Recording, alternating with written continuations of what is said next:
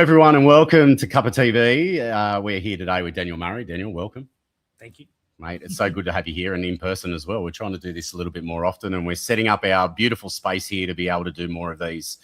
So to have Daniel here today is awesome because we can really get to the depths of this conversation today. And I suppose I like to always kick it off by acknowledging the traditional custodians of country throughout Australia and recognise their continuing connections to lands, water and community. I do pay my respects to the elders, both past and present, and also those future elders as well who are shaping the world that we see it in a positive way. Now, if you're avoiding those hard conversations in the workplace as a leader, you're not protecting your team. It's fact. You're letting them down. And today with Daniel, we're going to unpack this conversation. So you as a leader, as you're in your business, can really evolve how you make your team feel safe, make them feel welcome, and obviously tackle the engagement issue that we're currently experiencing in the market. And Daniel, like we were just chatting before off camera about, there's a Gallup report coming out tomorrow. It's in embargo today. It comes out tomorrow about the state of the well-being in the workplace and the fact that so many people are either disengaged or actively disengaged. I can't wait to unpack this a little bit more. This is like a little bit of a preamble to this latest report that's going to be coming out. But you are the CEO of Empathic Consulting and the author of The Empathy Gap. Should have brought your book in. I should have. Daniel works with leaders around the world to navigate one of the hardest parts of leadership, and that is people. Is that you? Are you feeling that? And so today we're going to dive into this conversation about many leaders avoid how to give hard feedback without breaking the trust. Little bit about your story, though, first, because this is the first time you're appearing on Cuppa, so I'm excited. Yeah, me too. Share a little bit about your journey, your story, and how you've got to this component of what you share. So maybe a different background to some people in this space, but I actually studied mathematics. Did you? Yeah, I did a degree in pure and applied mathematics, which I don't usually tell What does that mean? It means lots of formulas, numbers, spreadsheets, matrices, ordinary differential equations, which only a fraction of people should know what they are. But what it teaches you is that it teaches you to understand how systems work, right? How things interconnect, how to break things apart and understand how these components interact. And that was that got me into a lot of work in strategy, management consulting, and those sorts of spaces, building big projects, big programs of work. And unfortunately, seeing these beautiful plans we'd put together not materialize in the way they should. You know, everything was running over time, over budget, issues would come up. And I was always really curious as to what could we do to make this better? How can we improve it? And for me, it really came out one day. I was working with the project manager and we had this, plan, and it all looked very good. And he had a list of names. And then in the column next to it, had the letters FTE at the top. FTE, yeah. And then numbers next to them. All right. And so it was how much we were assigning these people onto the project. And now we were multiplying those numbers by 5 days a week over 6 months, right? So a lot of multiplication going on here. And I remember looking at it and going, you've got this guy George as a 1. He's not a 1 every day. Some days George turns up and he's a bit more like a 0.2. Other days he's a 1.3. That's a huge amount of variability when you're multiplying it out.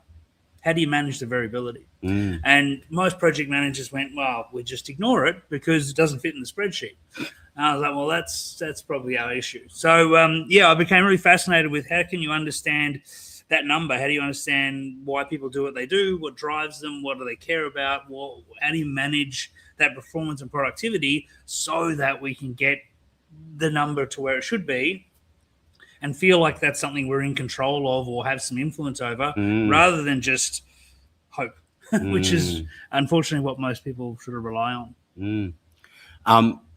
The word empathy, let's look at that word for a second.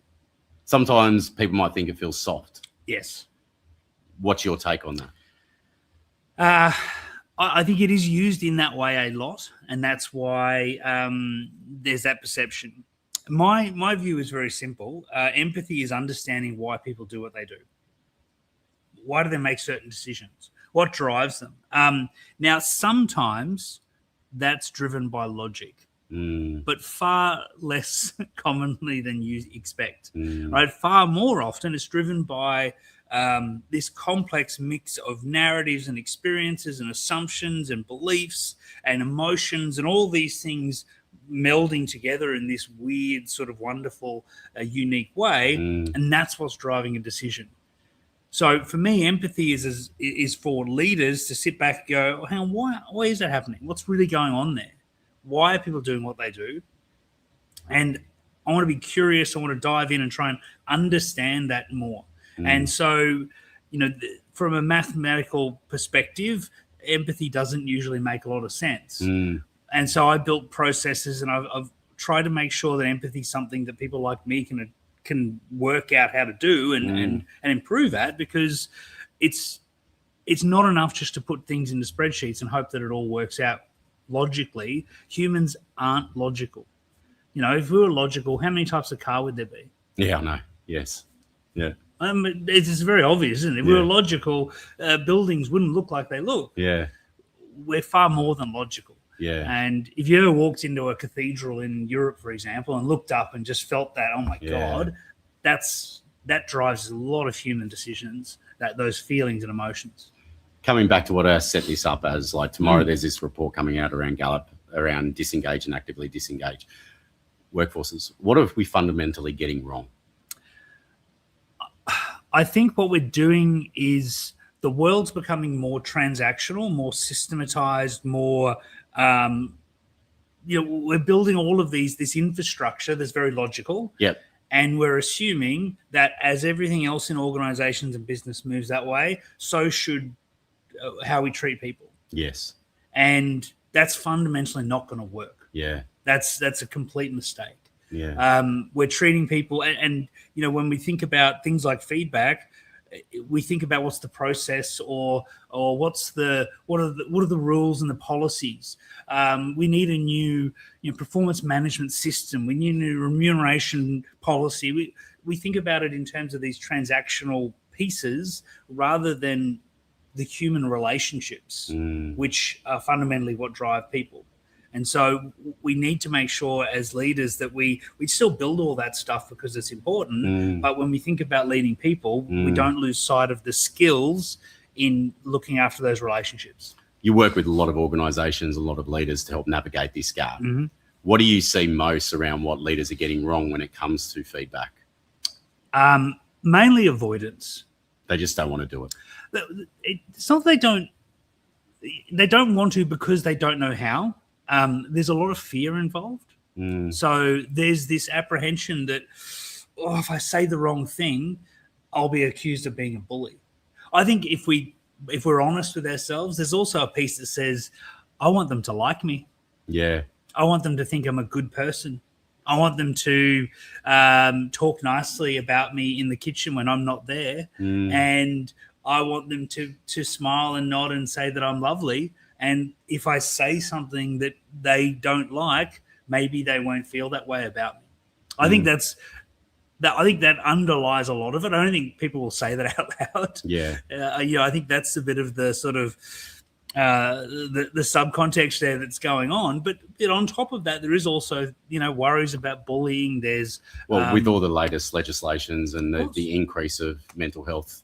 Of course. Cases, like there is this nervousness. I also think that if they say the wrong thing, then the ramifications of that can actually be pretty detrimental to the business. 100%. And look, a good mate of mine has a business, and he gave one of his staff members feedback, and they've been on mental health leave for like 3 weeks, and they don't want to come back. It's all gone horrible. And the challenge, I think, is because when we get to those points, people go, oh, well, that's terrible. So I don't want to enter that street at all or do anything. And actually, I think that's the mistake we're making. Yeah. Because that's the fear and avoidance that builds up this tension over time that creates the bigger issue.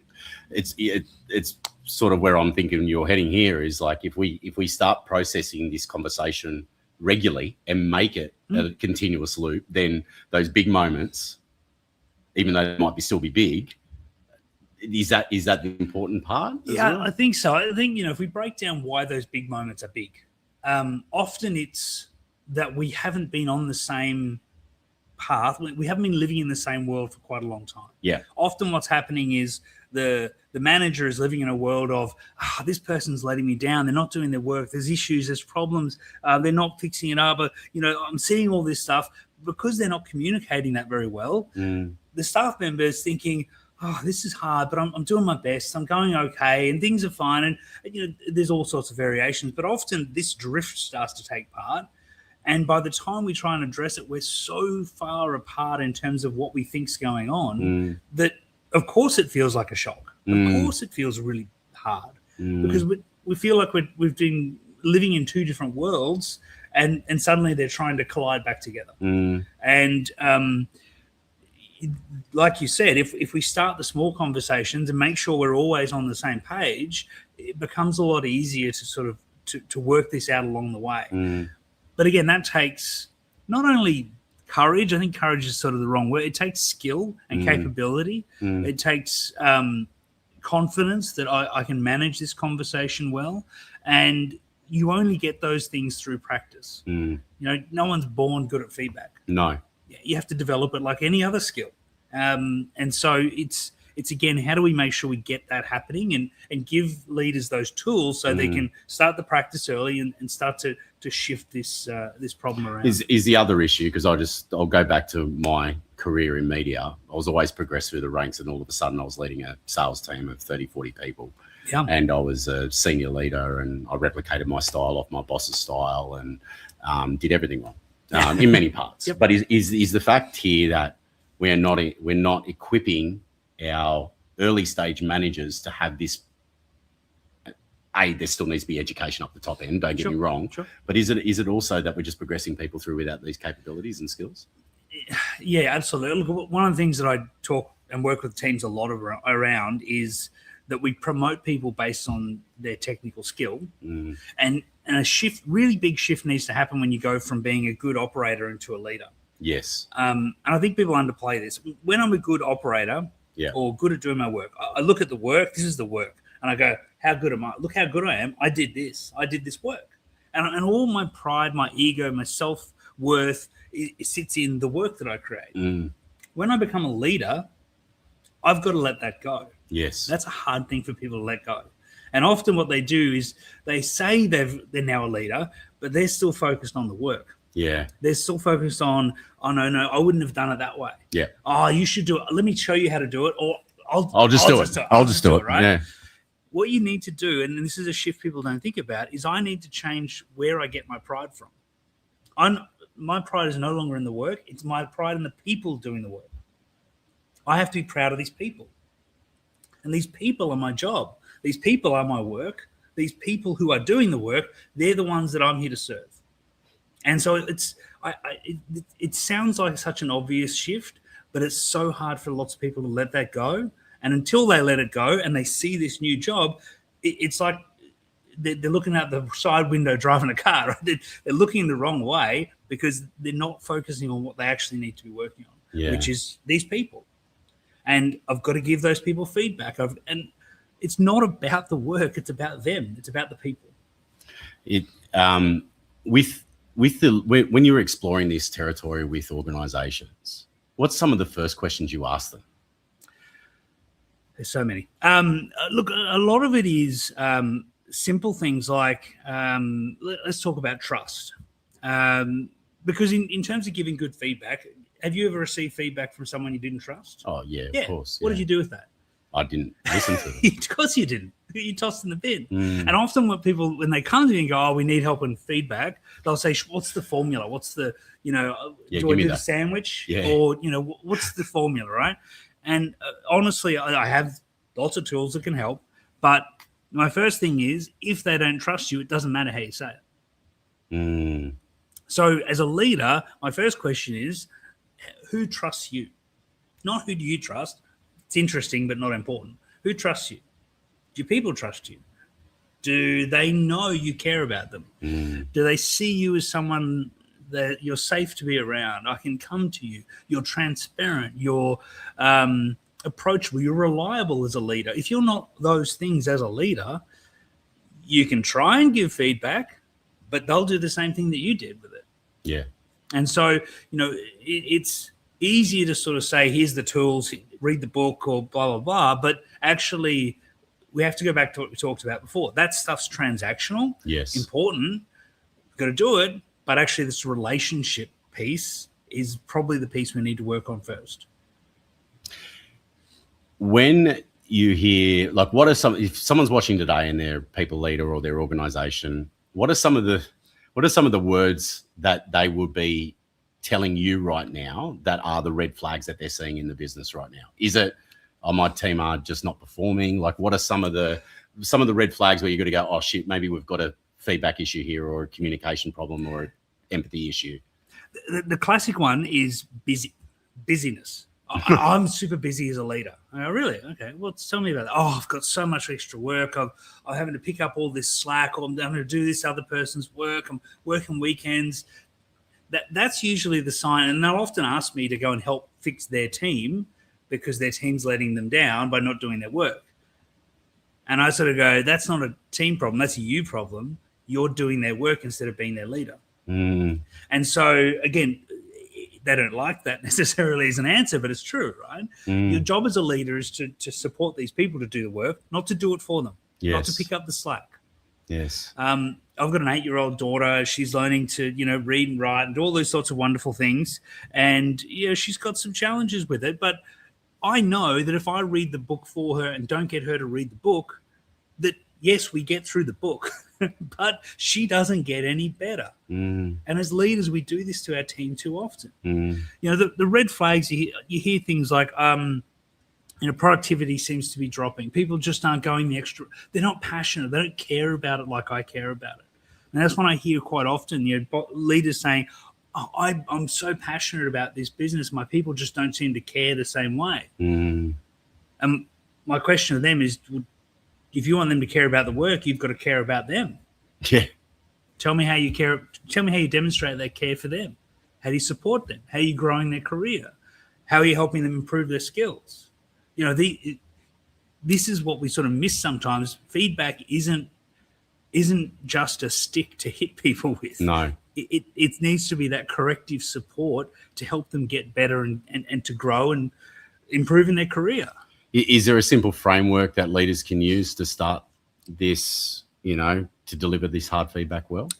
There is. As I said, there's lots of different tools. The first thing I'd say is, and this is probably the simplest one, before you have the conversation, don't worry about what you want from them. This is what we often do. We'll go and have the conversation. Right, what I want for you, Cookie, is I want from you to make this work better and that work better, and I want stuff from you. Instead, I should be going in thinking, what do I want for you out of this conversation? And so one of the simple things I often do is a little grid, just a 2x3 grid. And the top row, 3 boxes, all right, before. So before I speak to this person, what are they thinking? How are they feeling? And what are they doing? The second row is after. After we have this conversation, what do I want them to be thinking? How do I want them to be feeling? And what do I want them to be doing? And actually think through, this conversation is about me helping move this person from where they are to a different place. What do I want that place to look like? Because what I see happen, unfortunately, is this haphazard, I need to talk to Cookie about, not doing that report last Friday. And I just want to tell you, you did the wrong thing. Yeah. You walk out going, well, that sucked. Yeah. I got in trouble. Or you walk out going, but that wasn't my fault. And you didn't even want to listen to why it wasn't my fault. And I've got all this, and this story's going on in your head as you walk out the door. There is zero chance you're going to get better at your job. Yeah. As a result of my conversation. But I feel like, well, I ticked a box. We had the chat. Yeah. You got it off your chest, but you made it worse for someone else. Absolutely. How much of this is a listening issue?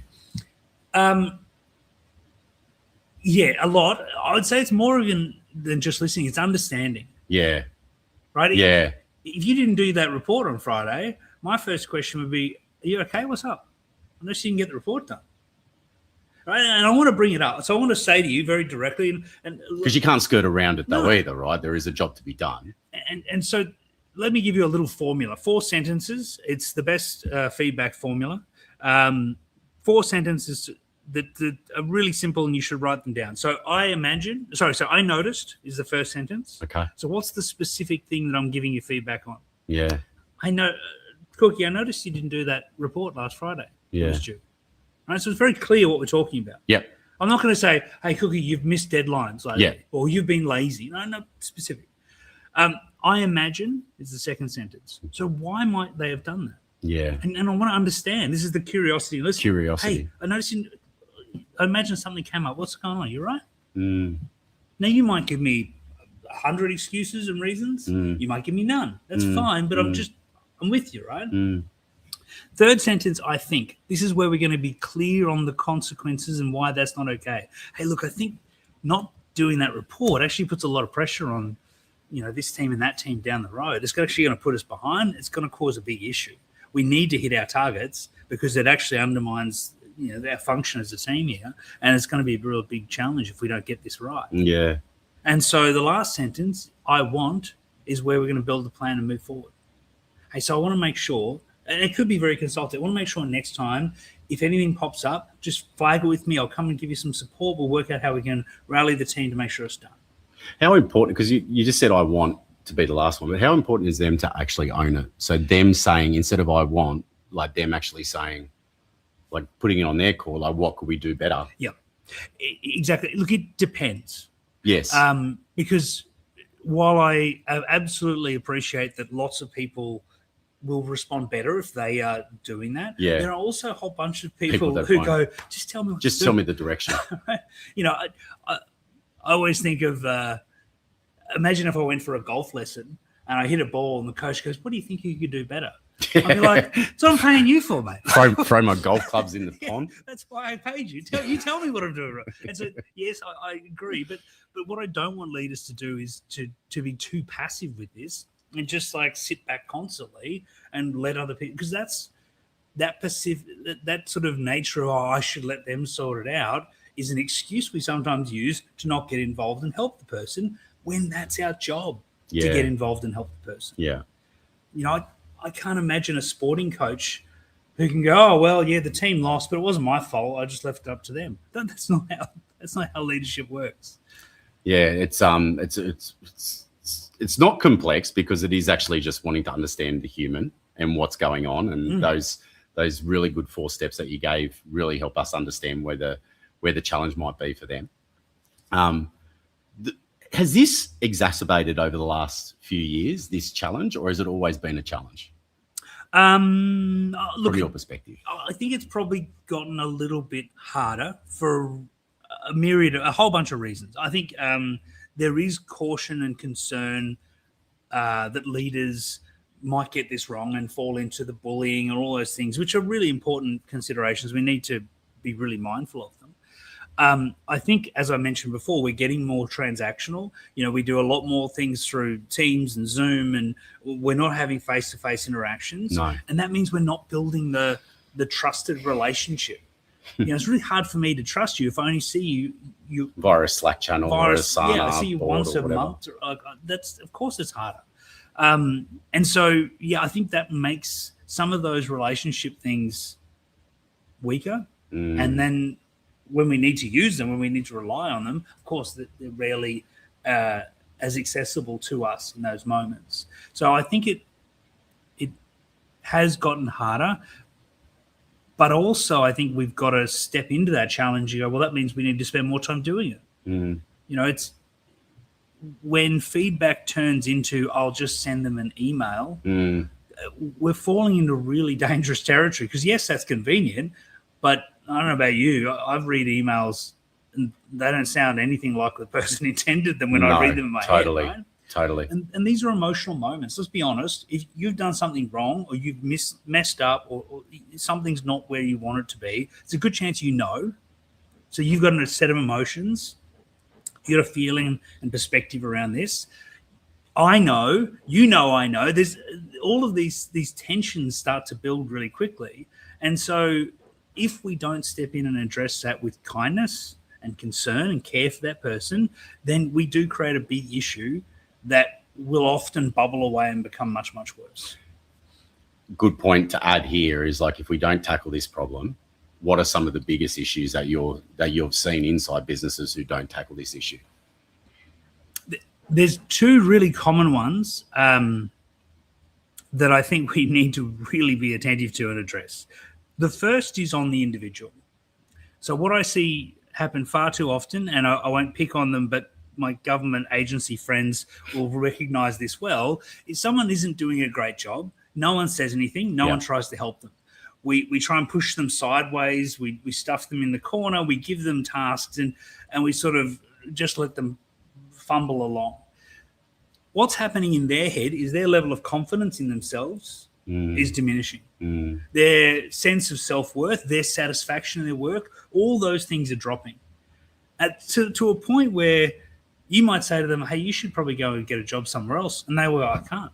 This is all I know how to do. This is all I'll ever be able to do. I'm not able to do it. I've seen it in people. They're just like broken by this lack of attention. Right. And that's deeply, deeply sad. And it's cruel. And we see far too many people who, they're mid-career and they're like, well, hopefully I'll hang out till retirement. That's just atrocious behavior and poor leadership. So there's the individual problem. The other problem is the team problem, right? So if you're working in a team, you're a close team, you're all working really hard. Who knows when someone's not doing their job properly? Everyone. And how long does it take to notice? Like pretty quickly, instantly, and they're not doing their work. And so what happens as a team dynamic then is everyone looks to you as the leader and goes, hey, fix it. Bill's not doing the work. What are you doing? Now, let's say you pick up Bill's slack for him. You don't say anything to Bill. Oh, I'll just pick up the slack. What do I feel? That's not fair. What are you doing? We're all committed here. You want to see drop in engagement in teams? Just let that happen for a little while. Because even if I'm really passionate, especially if I'm really passionate, I see this, I go, that's not okay. That's not okay. This isn't fair. And so what happens in people is when they see this unfairness, there's two options. One is, well, if they're going to turn up late, me too. Oh, if they're not going to do their work on time, why should I? Oh, Cookie, you're going to do their work for them? He's mine. Best of luck. That's the first option. The second option, and this is what the best people in your team will do, is I'll leave. These are the standards here. It's not for me. And they'll tell you, oh, yeah, I've got this good opportunity. Oh, I want to try something different. They won't tell you it's because you let the standards slip. But make no mistake, that's a big driver. And so we've got this individual problem that if we don't give feedback, we're going to basically erode people down to a shell of themselves and not let them reach their potential, which is disgusting. And we start to actually break our team's level of performance down. And again, I see plenty of leaders who play the martyr and try and drag their team through and do it all themselves, but that is not leadership. It's failure. You brought up trust earlier. What's your take on the current market with employees around their trust in their businesses right now in general, not just the leadership component, but how much is that layer on the challenge? Because like from my perspective, from what I've seen, there is this lack of trust across the business because people don't know what their future looks like in some organizations right now. And everyone's just on this fucking eggshell, sorry for swearing, but it is an eggshell approach of like, when am I going to get the tap on the shoulder, or when's that mass email going to come out? And we're just feeling this real challenge to, I don't even trust this business anymore. So what chance does a leader have? It's interesting because I don't necessarily think you can or should trust a business. People say, Westpac decided, or, Bunnings decided. No, they didn't. Those people inside them decided. And so I think there is a real challenge that, if you're working in an organization who's gone through its fifth restructure in 2 years, right? That's tough. Now, what you can't say to your team is everything's going to be fine. Everyone's you can't sugarcoat it. That's BS. What you can say, though, is I don't know how it's going to play out, but I'm going to tell you as much as I can as soon as I can. And no matter what happens, I've got your back. No matter what happens, I'm going to do everything I can to help you, to support you, whether it be a job inside in this team, a job outside of this team, to go and study more, whatever is going to happen next, I've got you. I'm your leader. That's my responsibility. Beautiful. And I think that's, again, you can't lie. You can't pretend. False hope. But you can't just like pull the shutters down and go, oh, well, I've got no control here. I can't do anything. Because what we know is humans build a sense of determination in crisis when we can rally together. Yeah. That's when we're at our best. Yeah. Yeah. And so for a leader to say, oh, because there's lots of change, I guess we're stuffed, is actually the wrong idea. Yeah. Because there's lots of change, we have to get tighter so that we are resilient and can do whatever we need. And you know as well as I do, in big organizations, everyone's looking at how people respond to this. Yes. And the team that just sort of shuts down and hides in the corner, well, we're not going to pull them into the future with us. We're going to look for the people who are working together, dynamic, caring about each other, collaborating. And so you've got to, as a leader, you've got to focus on, don't worry about the rest of that world. Yeah. We're just going to focus on what we can control, and I've got your back. Yeah, which is beautiful. Like, I think that's the simplest thing that we can do, but it's also the most human thing Of course we it can is, do. yeah. And it feels good. You know what I mean? Like when we can give, when we can be a part of it, it takes away some of the challenges that we might be experiencing and goes back into community and nurturing. Yeah. And whilst it might not be, it's hopeful in some way that at least someone you feel safe with is going to be by your side throughout it, because the last thing we want people to do is feel alone. Absolutely. And that goes to giving them feedback. It goes to saying, hey, guys, let's be really clear. Here's the landscape. Here's what we have to make sure we nail. Right? We can't get these things wrong. And if we miss, I'm going to talk to you about it, because it puts us all in jeopardy if we keep missing. So I'm going to give you feedback because I care about you, but I've got you. We're going to work on this together. It's this constant. People sort of, I think, too often look at it as, oh yeah, I'll build culture and be nice, or I'll be demanding and ask for results. Yeah. No, it's not or. I have to do them both. Yeah. I have to go together. Yeah. Otherwise, it's like you're driving your car and you're hitting the brake, hitting the accelerator. It's making sense. Yeah. It has to be together. I'm sure I know what this word's going to be, but I'm going to ask you this word. If every company had to have one word as part of their values, what would that word be? And why? It's funny because I don't like having one word in values. That's a whole other topic. All right. Okay, we'll do another topic on that. No, but I think it'd probably be something like care for each other. Love that, because what I was going to say is that too often, if we're not rallying around a language that we're all speaking to at the same time, values are fucking values on a wall. Yep. But that one language, what was that again? What was that line? We have to care about each other, right? And so what I mean by that is if I'm in an organization and you're in a different team, you're in a different division. Yeah. I care about your success. Yes. You care about my success. And we both care about the group being successful. Imagine a leadership team table. This is one thing I often ask leadership teams. I'll say, I'll go in and I'll meet them and talk to them and I interview them one-on-one. I'll say, how's your team going?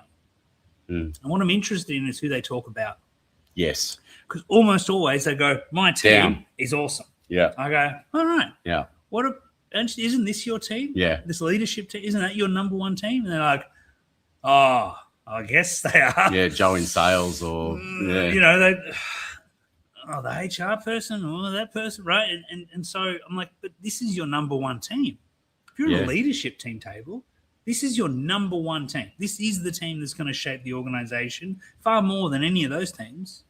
So how's this team going?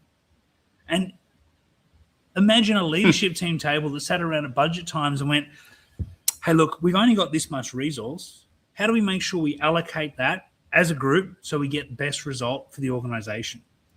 How often does that happen versus the opposite, which is I need this. I got to make sure we spend this so we get it again next year. Yes. Well, let's fill some hollow logs. Don't give it to those bozos. They don't know what they're doing. I'm not going to right. And so, Daniel, I just want to be careful there because we do get a whole whack of money right at the end of the years. Okay, so of course. just Still pay cuppa, still get cuppa in there. But I mean, again, this comes back to, and I use the word care because it's not just like for me. Care involves a level of integrity and honesty in the way I behave that's going to impact you, that I put you in that thought process really centrally. And, whenever I hear something from you, I think, I have to assume there's good intent there because I know I care about them and they care about me. They must be doing, I'm going to look for ways that we can fix this together. I'm going to work on this because I care about them. The relationship we've got is something I want to really make sure I hold on to. Yeah. Not the transactions, we'll do that. Yeah. But the relationship. I really love that because you're right. Because most people, like when they're talking about their teams, they're always talking down. They're not talking in that leadership structure. And that is so critical. No matter which level you are, it's almost always the same. Same, yeah. If you're not looking after the people who you're actually side to side with. Yeah, the relationships within that top layer is so critical. So powerful. Really loving this chat today. What's the one conversation that we're not having at the moment, or the most fragile one? We've probably brought it up a little bit today, but what's the one that we need to start having more of inside our business? I think we need to hold leaders accountable to have tough conversations and develop their people. I think far too often, for a whole bunch of reasons, a person will be in a leadership position and all of their KPIs point towards the thing we talked about, the outcomes. Yeah, the outcomes, right? Yeah. And unfortunately, that shouldn't be their job. We should measure them on how well are they developing that group of people. Yeah. And I think the organizations that do that well, they have new leaders popping out of their ears. Yeah. Right? Their issue is we can't promote enough people, right? And they get this performance because everyone sees leadership as what we do around here and how we build each other up. And I think if we could get organizations to focus in on how do I hold leaders accountable to build their people? Yeah. That's your job. The results will flow. Yeah.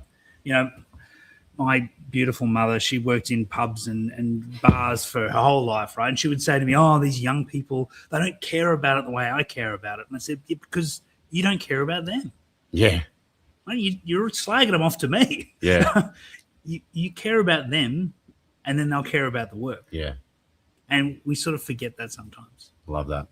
How do you help organizations? Because I'm about to pull up a little overview. We've got Daniel up on our, where is it? At the stage. Come on, go up. There we go. We've got Daniel on our beautiful Cuppa collective community. You're one of our many great faces on there.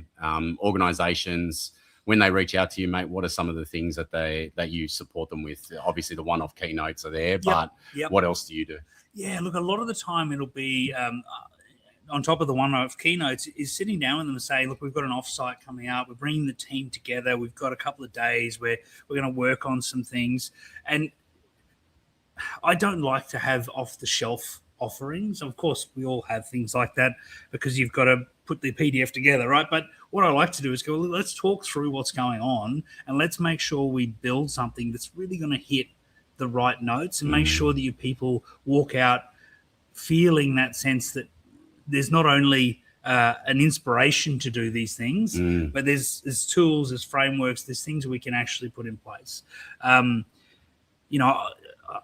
believe it's critical that we start to build that lattice so that the vines can grow.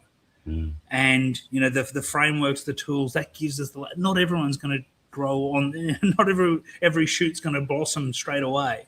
But you've got to have that there to let those ones grow, and then others will come along the journey with us. So it's about, designing something that's going to give people that impact. I love that. On this, you can always find people's fun facts. You got more tattoos than you might expect. How many tats you got, bro? I've got from here to sort of a whole arm piece, and then There's some. Yeah, you don't look like you got any No, tats. I know. Look, there you go. See, I'm a ranger, and I never thought, there's like, a- you got a ginge tinge to you I as do. well. I never thought tattoos actually worked on gingers, No, but no, they're all fair right. skin. It sort of stands out nice. Does it? I've got a collection of cycling trips on my leg as well. Yeah, I've got a little bit of stuff. And then one for my daughter Zoe on my arm as well. Beautiful. I've once you start, it's hard to stop, unfortunately. If there's one thing that you've really taken away from today's conversation, please put it into the chat room today. We'll share all the appropriate links to get in contact with Daniel after the show. I've really loved this conversation today, mate. And I suppose my final question to you is, if someone's watching today, like most people are very aware about situations and they care about them. The one thing that they do is not do the next one thing, and they don't show where they're driving the change. What's the one action or the one thing you want to leave people with today that will support them on their next phase of this journey? Have the chat. Yeah. Right. Almost everyone. Is it about have the chat with someone that you've been avoiding? Yeah. Just try. Like it's totally fine to have the conversation with someone and go, hey, look, I need to talk to you about this. I'm actually really nervous. Yeah. I Start with vulnerability. I might well stuff this up. And if I do, let me know. But this is really important, and I really want you to do well. So I want to have this conversation. Let's stumble through it together. People will much prefer that than you turning up like a polished robot with a new formula and, prattling off something where they go, that's not you. What the hell is that? Yeah. So just be honest, be vulnerable, but just have the conversation. So good.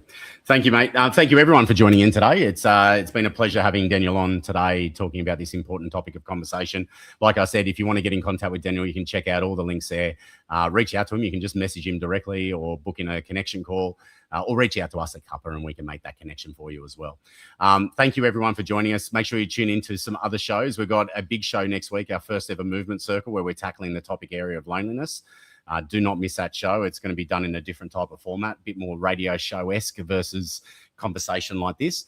So we'll see how it goes. I'm trialing, and that's my vulnerability. We're trialing a new format.